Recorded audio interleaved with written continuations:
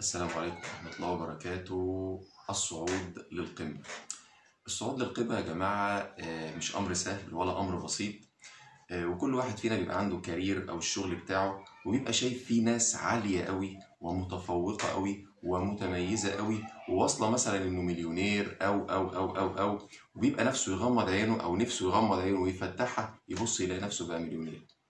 طب أنت عارف إن أنت من نعم ربنا عليك إن هو ما نقلكش من الصفر لأعلى درجة مرة واحدة؟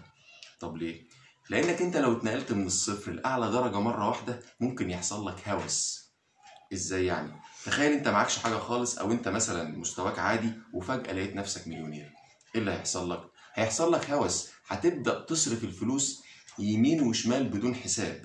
هتبدأ تعوض كل النقص أو كل المشاكل اللي كنت حاسس بيها قبل كده عشان تثبت لنفسك أنا خلاص أهو بقيت عايش.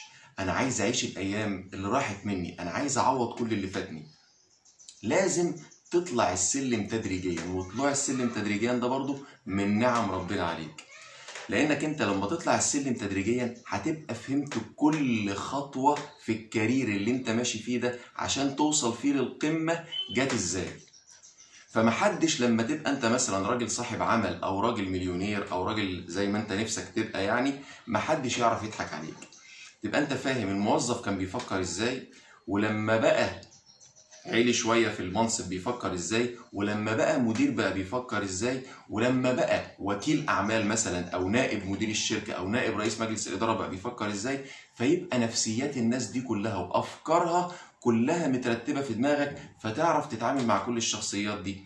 لكن النطة اللي انت عايز تنطها مرة واحدة دي ما تجيش غير في حالتين: اما مثلا انك تتربح مثلا من تجارة مخدرات بقى او حاجات يعني غير مشروعة او كده، وطبعا دي كلنا عارفين سكاكها والعياذ بالله ربنا يعيذنا منها. او انك انت تطلع السلم واحده واحده وتجتهد على قد ما تقدر عشان توصل للي انت عايزه. واعرف ان التدريج اللي ربنا بيدرجه لك عشان توصل للمنصب العالي ده نعمه من عند ربنا، عشان انت لو نطيت النطه دي هيحصل عندك هوس وهبل، انا اسف يعني في الكلمه، بالوصول اللي انت وصلت له سريع جدا ده.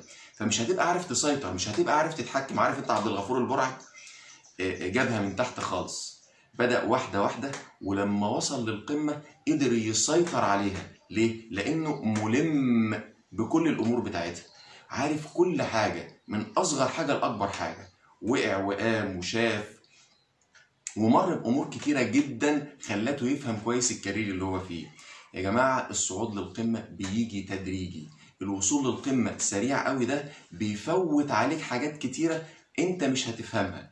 فاحمد ربنا دايما ان انت وصلت للقمة تدريجيا، او ان انت ماشي تدريجيا في الوصول للقمة. اجتهد عشان توصل بسرعة، ولكن ما يبقاش هدفك ان انت تنط من الصفر لانك تبقى يعني على القمة على طول، مش من الصفر لفوق مرة واحدة. التدريج يا جماعة مهم جدا في كل حاجة، التدريج مهم جدا. انك توصل بشكل تدريجي ده مهم بالنسبة لك اكتر من انك انت تقفز. فيا جماعة اللي عايز يصعد للقمة لازم يفكر كويس قوي ان هو يصعد ليها تدريجيا. دي كانت حلقتنا النهاردة، حاجة بسيطة وخفيفة كده، يا رب تكونوا استفدتوا. ما تنسوناش باللايك والشير والسبسكرايب، والشير اهم حاجة. والسلام عليكم ورحمة الله وبركاته.